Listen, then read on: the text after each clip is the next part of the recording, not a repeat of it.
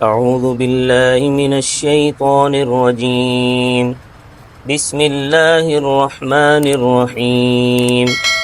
ليس عليكم جناح أن تبتغوا فضلا من ربكم فإذا أفضتم من عرفات فاذكروا الله عند المشعر الحرام واذكروه كما هداكم وإن كنتم من قبله لمن الضالين ثم أفيضوا من حيث أفاض الناس واستغفروا الله إن الله غفور رحيم. فإذا قضيتم مناسككم فاذكروا الله كذكركم آباءكم أو أشد ذكرا فمن الناس من يقول ربنا آتنا في الدنيا وما له في الآخرة من خلاق ومنهم من يقول ربنا آتنا في الدنيا حسنة وفي الآخرة حسنة وقنا عذاب النار أولئك لهم نصيب مما كسبوا والله سريع الحساب. صدق اللہ العظیم. لیس علیکم جناح، نہیں ہے تم پر کوئی گناہ، ان تبتغوا، یہ کہ تلاش کرو تم، فضلا من ربکم، اپنے رب کی طرف سے فضل، فاذا افضتم، پس جس وقت تم لوٹو، من عرفات، عرفات سے، فاذکروا اللہ عند المشعر الحرام، پس ذکر کرو تم اللہ کا اس گھاٹی کے پاس جو عزت والی ہے، وَاذْكُرُوهُ، اور اللہ تعالیٰ کا ذکر کرو، کما ہداکم، جیسے اس نے تمہیں تعلیم فرمائی ہے، وَإِن كُنتُم، اور بے شک تھے تم، من قبلہ لمن الضالین، اس سے پہلے گمراہوں میں سے، ثم افیضوا من حیث افاض الناس، پھر واپس ہو اس جگہ سے جہاں سے لوٹتے ہیں لوگ، واستغفروا اللہ، اور اللہ تعالیٰ سے معافی مانگو، ان اللہ غفور الرحیم، بے شک اللہ تعالیٰ بخشنے والا مہربان ہے. فَإِذَا قَضَيْتُمْ، جس وقت تم ادا کر لو، مناسککم، اپنے حج کے افعال، فاذکروا اللہ کذکرکم آباءکم، پس ذکر کرو تم اللہ تعالیٰ کا جیسے تم ذکر کرتے ہو اپنے باپ دادوں کا، او اشد ذکرا، یا اس سے بھی زیادہ ذکر، فمن الناس، پس لوگوں میں سے وہ بھی ہیں، من یقول، جو کہتے ہیں، ربنا آتنا فی الدنیا، اے ہمارے رب دے دے ہمیں دنیا میں ہی، وما له فی الآخرۃ من خلاق، اور نہیں ہے ان کے لیے آخرت میں کوئی حصہ، ومنہم، اور ان میں سے وہ بھی ہیں، من یقول، جو کہتے ہیں، ربنا آتنا فی الدنیا حسنۃ، اے ہمارے رب ہمیں تو دنیا میں بھلائی دے، وفی الآخرۃ حسنۃ، اور آخرت میں بھی بھلائی دے، وقنا عذاب النار، اور تو ہمیں دوزخ کے عذاب سے بچا. اولئک، وہ لوگ ہیں، لہم، ان کے لیے، نصیب، حصہ ہوگا، مما کسبوا، اس چیز سے جو انہوں نے کمائی ہے، واللہ سریع الحساب، اللہ تعالی جلدی حساب لینے والا ہے.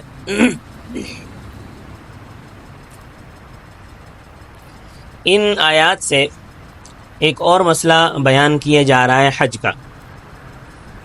وہ یہ ہے کہ زمانہ جاہلیت میں جب لوگ حج کے لیے جاتے تھے تو اپنے ساتھ کچھ سامان بھی لے جاتے تھے اور وہ سامان فروخت کرتے تھے، سودا بیچتے تھے اور خریدتے بھی تھے.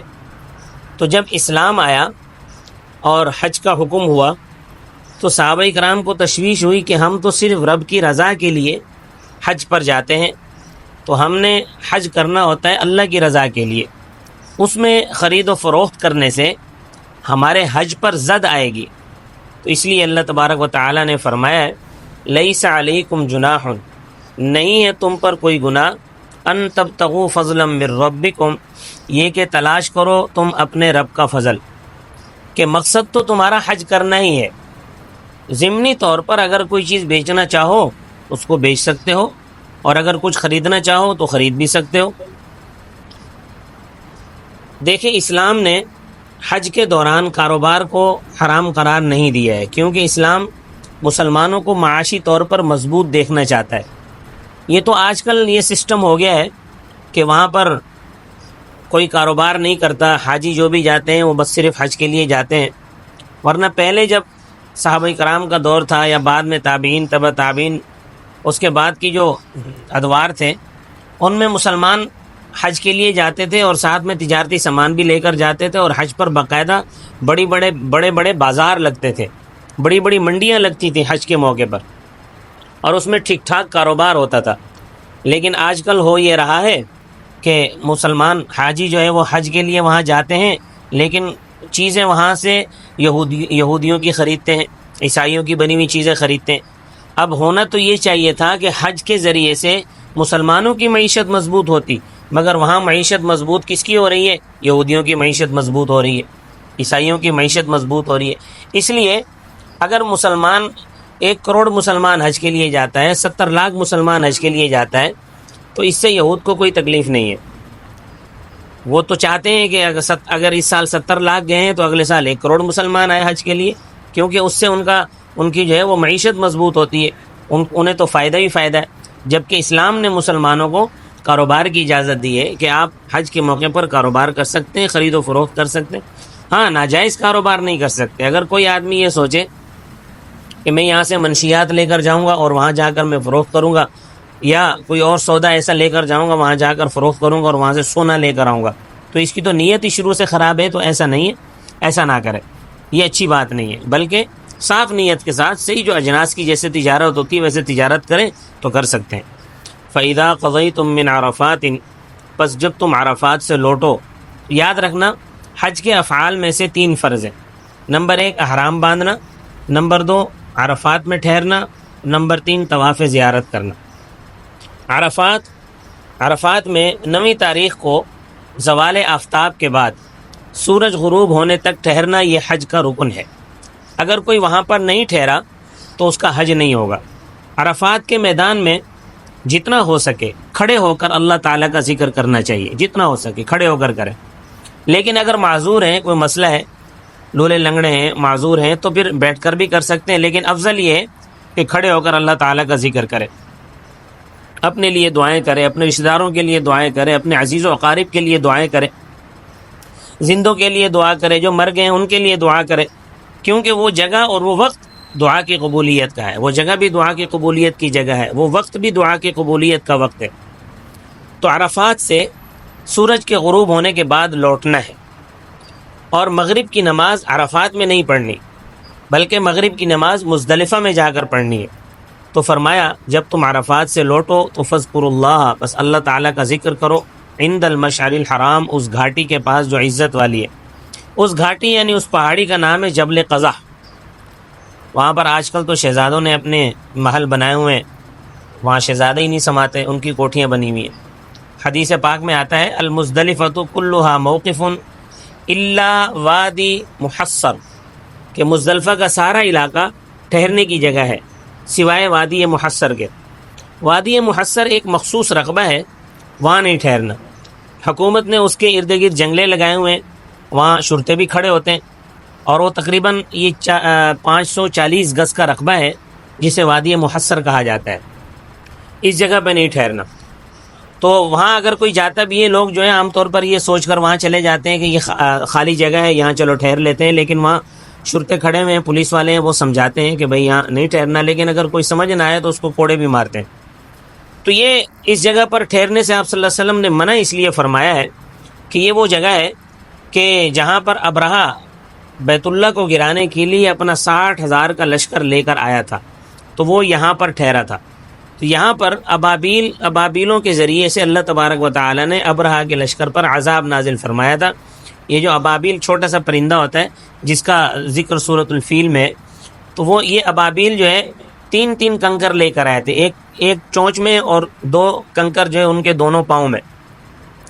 تو انہوں نے وہ کنکر اس ابرہہ کے لشکر پر برسائے تھے، تو یہ اس جگہ پر برسائے تھے، یہ جو وادی محصر ہے۔ یہ وادی محصر یہ مزدلفہ کا ہی حصہ ہے، مگر چونکہ یہاں پر اللہ تبارک و تعالیٰ کا عذاب نازل ہوا تھا، اس لیے وہاں ٹھہرنا درست نہیں ہے۔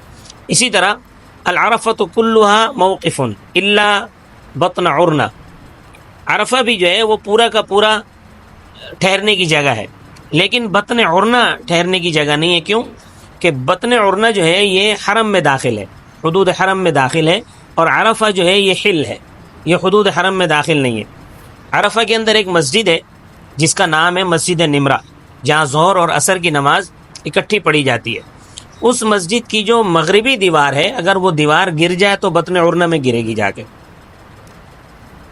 تو جو آدمی بطن عرنہ میں ٹھہرے گا اس کا حج نہیں ہوگا۔ اور مزدلفہ میں قیام واجب ہے، اس کے بعد مزدلفہ میں قیام واجب ہے صبح کی نماز کے بعد تک، وہاں سے سورج طلوع ہونے کے بعد چلنا ہے۔ جب مزدلفہ میں آپ ٹھہرے ہوئے ہیں تو جب سورج طلوع ہو جائے تو پھر وہاں سے آپ نے چلنا ہے۔ بعض لوگ عام طور پر ایسا ہوتا ہے کہ آج کل تو چونکہ رش ہوتا ہے تو یہ ڈرائیور لوگ وہ پھٹتے ہی اپنے مسافروں کو وہاں سے لے کر نکل جاتے ہیں، جو کہ صحیح نہیں ہے۔ سورج نکلنے تک وہاں ٹھہرنا پڑتا ہے، فجر کے بعد وہاں ٹھہرنا واجب ہے، اور مینا کی طرف طلوع آفتاب سے پہلے نہیں جانا۔ ہاں جو معذور ہیں، جو لولے لنگڑے ہیں، وہ البتہ انہیں اجازت ہے۔ بعض ڈرائیور بھی ایسا کرتے ہیں کہ عرفات کے کونے میں اتار دیتے ہیں اور پھر بولتے ہیں کہ آگے پیدل جاؤ۔ تو فرمایا اللہ تبارک و تعالیٰ نے وَاذْكُرُوهُ، اور تم اللہ تعالیٰ کا ذکر کرو، کما ہداکم، جس طرح رب نے تمہیں ہدایت دی ہے۔ وَإِن كُنتُمْ، اور اگرچہ تم من قبلہ، اس سے پہلے، لمن الضالین، گمراہوں میں سے تھے۔ ثم افیضوا، پھر لوٹو، من حیث افاض الناس، اس جگہ سے جس جگہ سے لوگ لوٹتے ہیں۔ یہ جو اہل مکہ تھے یہ عرفات میں نہیں جاتے تھے، یہ کہتے تھے کہ ہم تو حرم کے پڑوسی ہیں، ہم حرم کی حدود سے کیوں نکلیں؟ تو یہ بطن عرنہ سے ورے وہاں ٹھہرتے تھے، جو حرم کا ہی حصہ ہے۔ عرفات میں داخل نہیں ہوتے تھے، اور عرفات حل میں ہے اور بطن عرنہ حرم میں ہے۔ تو اللہ تعالیٰ نے ان کو حکم دیا کہ جہاں دوسرے لوگ جاتے ہیں تم بھی وہیں جایا کرو، کیونکہ لوگ عرفات جاتے ہیں، تم بھی عرفات میں جاؤ۔ جہاں سے دوسرے لوگ لوٹتے ہیں تم بھی وہیں سے لوٹو، اور جہاں تم ٹھہر جاتے ہو، یہاں تمہارے ٹھہرنے سے تمہارا حج نہیں ہوگا، کیونکہ عرفات میں ٹھہرنا یہ حج کا رکن ہے۔ واستغفر اللہ، اور اللہ تعالیٰ سے معافی مانگو، ان اللہ غفور الرحیم، بے شک اللہ تعالیٰ غفور الرحیم ہے۔ فَإِذَا قَضَيْتُمْ، پس جب تم پورے کر چکو، مناسککم، اپنے افعال حج، فاذکروا اللہ، پس تم اللہ تعالیٰ کا ذکر کرو، کذکرکم آباءکم، جیسے تم ذکر کرتے ہو اپنے باپ دادوں کا۔ زمانہ جاہلیت میں اس طرح ہوتا تھا کہ لوگ اپنے باپ دادوں کے گیت گایا کرتے تھے اور زور زور سے کہتے تھے، جیسے کوئی کہتا تھا کہ میں فلاں کا بیٹا ہوں، وہ فلاں کا بیٹا تھا، اپنا نسب بیان کرتے تھے اور اس پر فخر کرتے تھے، میرا دادا ایسا تھا، میرا باپ ایسا تھا۔ تو فرمایا کہ اپنے باپ دادا کا ذکر چھوڑو، رب کا ذکر کرو یہاں پر، او اشد ذکر، یا اس سے بھی زیادہ ذکر کرو اللہ تعالیٰ کا، یعنی اپنے باپ دادا سے بھی زیادہ یہاں اللہ تعالیٰ کا ذکر کرو۔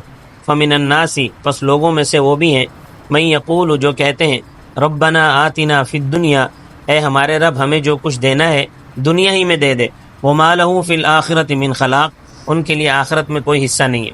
ومنہم، اور ان میں سے وہ بھی ہیں، یقول، جو کہتے ہیں، ربنا آتنا فی الدنیا حسنۃ وفی الآخرۃ حسنہ، اے ہمارے پروردگار دنیا میں بھی ہمیں راحت، آرام اور بھلائی دے، اور آخرت میں بھی، وقنا عذاب النار، اور ہم کو آگ کے عذاب سے بچا۔ یہ دعا ربنا آتنا فی الدنیا حسنۃ وفی الآخرۃ حسنۃ وقنا عذاب النار، یہ بڑی جامع اور معنی دعا ہے کہ اس کے اندر دنیا کی بھلائیاں بھی آ گئیں، آخرت کی بھلائیاں بھی آ گئیں، اور جہنم سے پناہ بھی مانگنا آ گیا۔ اولئک لہم نصیب مما کسبوا، ان لوگوں کے لیے حصہ ہے وہ جو انہوں نے کمایا۔ واللہ سریع الحساب، اور اللہ تعالیٰ جلد حساب لینے والا ہے، حساب بہت جلد ہونے والا ہے، بس آنکھیں بند ہوئیں اور حساب شروع۔ آنکھیں بند ہونے کا کیا پتہ، کسی کی ابھی بند ہو جائے، کسی کی کل بند ہو جائے، کسی کی ایک لمحے میں بند ہو جائے، کوئی پتہ نہیں ہے کہ آنکھ کب بند ہو، لیکن حساب فوراً شروع ہو جاتا ہے جیسے ہی آنکھ بند ہو۔ اللہ تبارک و تعالی ہم سب کو حج مبرور کی توفیق عطا فرمائے، اور ہم سب کے لیے قبر محشر کا حساب آسان فرمائے۔ وما علینا الا البلاغ المبین۔